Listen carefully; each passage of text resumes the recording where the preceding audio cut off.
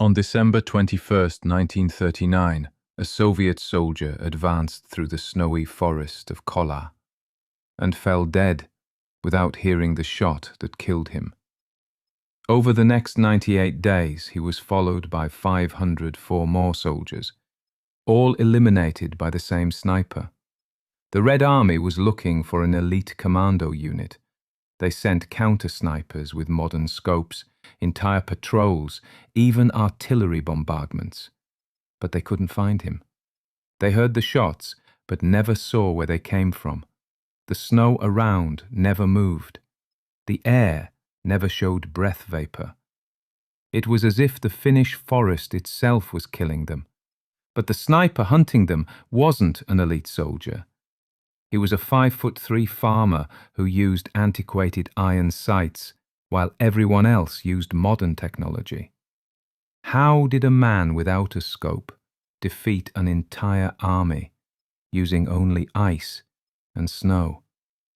To understand how Simo Häyhä could do this, you first need to understand the war he was facing. On November 30th, 1939, the Soviet Union invaded Finland. Stalin wanted territory. He thought it would be easy. This is the disparity that Finland faced. The Red Army invaded with 1 million soldiers. Finland had 300,000. The Soviets brought 6,500 tanks. Finland had 32. The Soviets brought 3,800 aircraft. Finland had 114. This wasn't a war. This was a planned massacre. But Stalin made a mistake. 3 years earlier, in 1936, he had executed the Great Purge, eliminating 35,000 officers from the Red Army. The best strategists, the veterans, the experienced leaders, all dead. The army that invaded Finland was disorganized, without experienced leadership, without coordination, and they were invading the worst possible place at the worst possible time.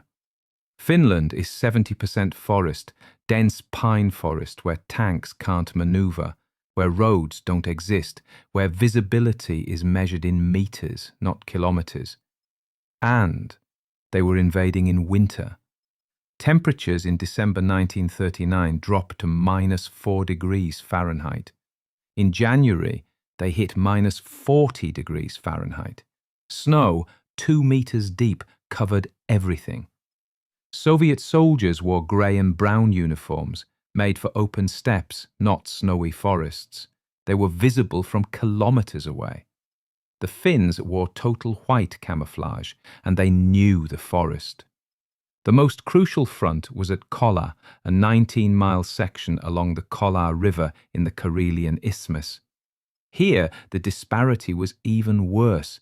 4,000 Finns faced 15,000 Soviets initially. The ratio was 1 to 3.75, 50 Finnish artillery pieces against 2,500 Soviet. Ratio 1 to 50. The Finns couldn't win with firepower, so they fought differently. Soviet doctrine was deep battle, massive advance with tanks, artillery and infantry in dense formations, crush the enemy with weight. Finnish tactics were Motti, forest guerrilla warfare, surround, isolate, eliminate, use the terrain, use the cold, use the silence. And in the middle of this frozen nightmare stood a quiet farmer named Simo Häyhä. Simo Häyhä was born on December 17, 1905 in Kiskinen, a remote village in Finnish Karelia. He stood 5 feet 3 inches tall, significantly shorter than average. This would matter. He was a farmer, an agriculturalist, and a hunter. From a young age, Simo hunted shy birds in Finnish clearings and pine forests. Not deer, not elk. Birds. Hunting birds teaches things that hunting large animals doesn't. First, perfect distance estimation. His father taught him pacing, counting steps to verify estimated distances. Simo practiced this for 25 years. Result, he could estimate distances with accuracy within 3 to 6 feet at ranges up to 500 feet. This skill is literally superhuman. Second, extreme patience. Shy birds require hours of complete immobility. One movement, one sound, and they disappear. Simo developed breath control and mental composure that no military training could teach. Third, terrain reading. Understanding how prey moves, how they disappear, how they react when wounded. Simo applied this to soldiers, they're just larger prey. When the war began on November 30th, 1939, Simo was drafted into the 34th Infantry Regiment, 6th Company. His unit was called the Dread of Morocco. Before leaving, he told his family a single sentence. "This is our land, and we have to defend it." And then he grabbed his rifle, an M/28-30, the Finnish variant of the Russian Mosin Nagant. Bolt-action rifle, 5 rounds. He already owned this rifle before the war. He knew it perfectly. And then Simo did something that every other sniper thought was insane. He refused the telescopic scope. Every military sniper used scopes. It was modern technology. It gave precision. It gave range. Simo said no. He would use only iron sights. Antiquated, primitive sights with no optics. Why? Reason 1, scope reflection. The glass of a scope reflects sunlight. That glint is visible at 500 meters or more. Soviet counter-snipers were trained glint equals sniper. They shot at the reflection. Iron sights don't reflect. No glint, no target. Reason 2, fogging in extreme cold. Scopes are internally sealed. When the external temperature is minus 40 degrees Fahrenheit and the internal temperature is minus 4 degrees Fahrenheit, condensation forms inside the lenses. The scope fogs up. You can't see anything. Time to defog, 15 to 30 minutes. Simo didn't have 30 minutes. Iron sights don't fog. No optics, no problem. Reason 3, reduced profile height. To aim with a scope, you need to raise your head 6 to 8 inches above the rifle. With iron sights, only 3 to 4 inches. Elevated head equals visibility equals death. Iron sights equals low profile equals invisibility. How did Simo compensate for the lack of scope? His distance estimation ability. 25 years of hunting had trained his brain to calculate distances perfectly. He zeroed his rifle for exactly 150 meters, the average combat distance. He memorized every hill, every depression, every tree in his sector. He didn't need technology. He was the technology. But Simo's genius went beyond the rifle. He created unique techniques that no other sniper in the world used. Technique 1, the ice wall. When you fire a rifle in snow, the muzzle blast creates a snow cloud, a visible explosion that reveals your position instantly. Simo solved this brilliantly. Before each mission, he chose his position, compressed the snow with a tool, and then poured water over the compressed snow. At temperatures of minus 4 degrees Fahrenheit to minus 40 degrees Fahrenheit, the water froze instantly. Result, a solid ice wall around the position. When he fired, there was no snow cloud, just ice. Ice doesn't explode into powder like loose snow. This meant the enemy heard the shot but couldn't visually locate where it came from. Simo could fire multiple times from the same position and remain invisible. Technique 2, snow in mouth. In extreme cold, your breath would condense into vapor visible at over 300 feet. A white vapor cloud floating in the forest equals sniper location. Simo kept fresh snow in his mouth while shooting. The snow absorbed the heat from his breath. No vapor, no signal. He could maintain this for 2 to 4 hours before needing to change the snow. Technique 3. Absolute immobility plus total camouflage. Simo wore a white uniform from head to toe, face covered with camouflage paint or snow, rifle wrapped in white gauze, dense mounds of snow around the position. His height of 5 feet 3 inches made him even less detectable. He moved into position well before dawn at 6 a.m., remained completely immobile until after sunset at 5 p.m. 11 hours, no movement. And he never reused the same position twice. Simo Häyhä had transformed the simple logic of a bird hunter into an invisible, perfect killing machine. Simo's routine was brutal. He woke at 4 a.m., checked his rifle, cleaned it meticulously, far more than other soldiers did, put on his white uniform.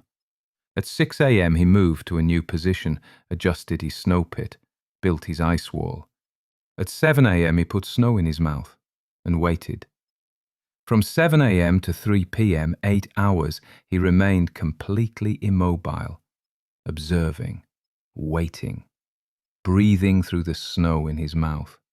When he saw a target, he fired 1 shot, maybe 2, and then silence. Immobility again. At 5 p.m. after sunset, he moved, returned, cleaned his rifle again, slept. The next day, he repeated everything, but in a different position. The victims never saw him. A Soviet officer reading a map 300 meters. Crack, he falls. A machine gun team setting up position 250 meters. Crack, crack, 2 fall. A soldier lighting a cigarette 200 meters. Crack, the cigarette falls from his mouth. Simo didn't waste ammunition. He didn't hunt like in movies. He eliminated threats with surgical precision. And the statistics began to accumulate. On December 22, 1939, just 22 days after the war began, Commander Antero Svensson documented 138 confirmed kills, average 6.3 kills per day.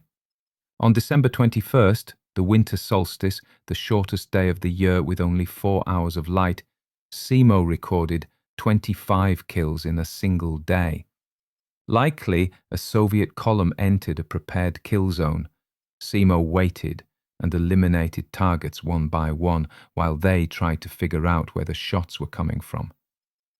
On January 26, 1940, 57 days of combat, 199 confirmed kills. On February 17th, 80 days, 219 kills. On that day, Commander Antero Svensson awarded Simo an honorary rifle, official recognition of his services.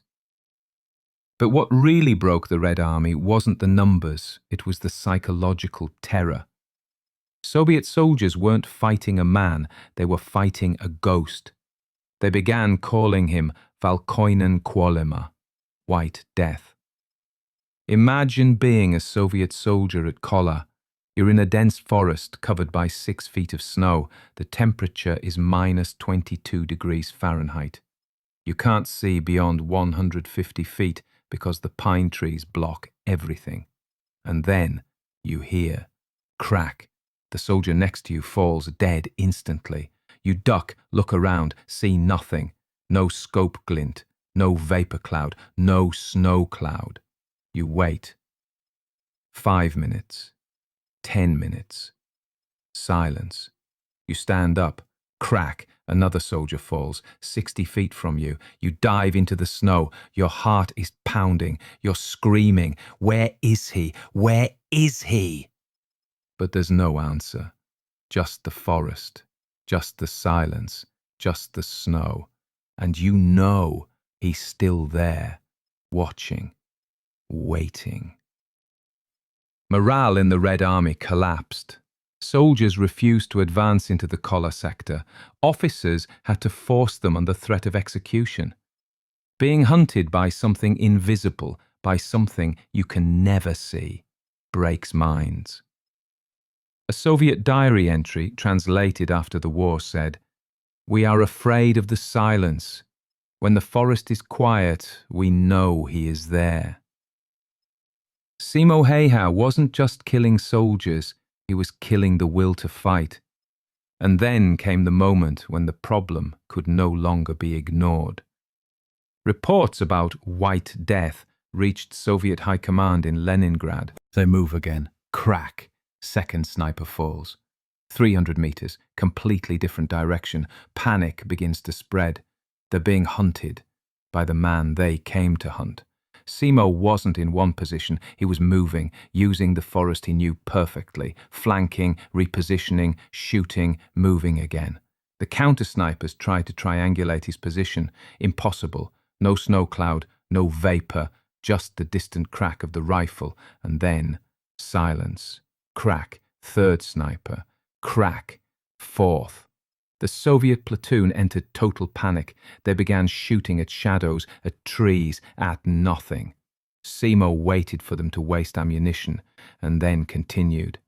When the sun began to set, the Soviet platoon retreated. Of the 30 men who entered the forest, 27 were found dead by Finnish patrols the next morning. 3 survived, and they transmitted a terrified message back to command. "He's not human. We don't know how to stop him." Soviet High Command reached a terrible conclusion. They couldn't kill Simo Häyhä with precision, so they decided to kill him with total destruction. The order was issued: grid saturation bombardment, Kollaa sector, erase the entire forest. If they couldn't find the ghost, they would destroy the forest where he hid. But before they could execute the full-scale operation, something happened. March 6, 1940, the 99th day of the war, Simo Häyhä's 99th day of combat. He was in position, observing, waiting, and then a Soviet soldier got lucky. He fired an explosive bullet, blindly, in panic, in the general direction of where he thought a shot had come from. The bullet hit Simo directly in the left side of his jaw and exploded. Explosive bullets don't just penetrate, they destroy tissue. The explosion tore through Simo's jaw, destroying bone, muscle, skin. He fell. Finnish soldiers ran to him, looked at the wound. Half his face was missing. They placed his body in a pile of other dead bodies on the battlefield. Simo Häyhä was dead. The news spread. In Finland, White Death is dead. In the Soviet Union, we finally killed the ghost. But Simo's body was in a pile of corpses at -4 degrees Fahrenheit. The extreme cold slowed his metabolism, like hibernation. His body froze, but didn't die. He remained unconscious. March 6th, 7th, 8th, 9th, 10th, 11th, 12th. 7 days. And then on March 13th, 1940, the Winter War ended. The Moscow Peace Treaty was signed. Ceasefire went into effect. The Kollaa forest fell silent. And on that exact day, Simo Häyhä opened his eyes. He woke in a pile of bodies. The battlefield was silent. The war was over. He was taken to a hospital. Surgeons were shocked. He had survived 7 days unconscious with a wound that should have been instantly fatal. And then Simo read a newspaper. The newspaper said, "Simo Häyhä, the legendary White Death, died in combat." He picked up a pen and wrote a letter to the newspaper. "I'm not dead," clarified the misunderstanding. The Winter War ended on March 13th, 1940. Finland lost territory, but maintained its independence. And the cost to the Soviet Union was catastrophic. 126,875 Soviet soldiers killed, compared to 25,904 Finns. Casualty ratio, 5-1 against the invading army. The Red Army's disastrous performance in Finland was closely observed in Berlin. Adolf Hitler concluded, "The Soviet Union is a rotten structure. One kick and it all collapses." 1 year later, in June 1941, Hitler launched Operation Barbarossa, the invasion of the Soviet Union. He was right about the Red Army's weakness, but wrong about how quickly they would adapt. But that's another story. Simo Häyhä's story ends differently. He underwent 26 agonizing surgeries to reconstruct his jaw. The scar remained visible for the rest of his life. And then he went home, back to Kiskinen, back to his village, back to the forest. What happens to a ghost when the snow melts? He becomes a man again. Simo resumed hunting, resumed farming, started breeding dogs, Finnish fox terriers. He never sought fame, never gave extensive interviews, never glorified war. A friend, Kalevi Ikonen, said about him, he talked more with the forest animals than with people. Simo lived until April 1st, 2002. He was 96 years old. He lived 62 years after the war, longer in peace than in combat. In 1940, a few months after his injury, he wrote an autobiography called Sotamuistoja, War Memoirs. In it, he estimated his own kills at approximately 500. He called it his list of sins. The book was forgotten, discovered only in 2017, 77 years later. When asked years after the war what the secret of his skill was, Simo's answer was a single word: practice. There's no magic. There are no secret tricks that can't be taught. Just 25 years of hunting, 25 years of patience, 25 years of distance estimation, 25 years of terrain reading. And then, when war came, he applied what he knew. Simo Häyhä proved something fundamental about war. Technology doesn't win battles. Tactics don't win battles. Knowledge of terrain wins battles. Patience wins battles. Adaptation wins battles. A farmer who knew the forest was worth more than 30 elite snipers with modern scopes. A man with antiquated iron sights killed more enemies than any other sniper in history because he understood something that militaries forget. War isn't fought on maps. It's not fought in strategy rooms. War is fought on the ground, in the mud, in the snow, in the cold. And the man who knows the terrain controls the war. If you found this story important, if you want these stories to continue being told, please like this video, subscribe to the channel, turn on notifications, and leave a comment below telling us where you're watching from. We want to know where these stories are reaching. Thank you for watching, and thank you for keeping these stories alive.